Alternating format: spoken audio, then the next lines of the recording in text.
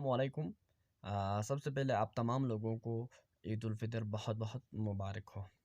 आज हम आपको दिखाएंगे कि गाँव में लोग ईद कैसे मनाते हैं। गाँव में रहने वाले लोगों की ईद कैसे होते हैं। ईद के दिन इनकी मसरूफियात कैसे होते हैं।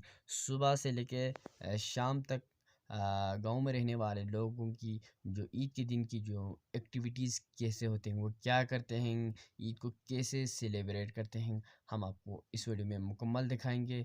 सुबह से शाम तक जो मुकम्मल एक्टिविटीज़ होते हैं वो कैसे होते हैं गांव में रहने वाले लोग, हम आपको ज़रूर इस वीडियो में दिखाएंगे।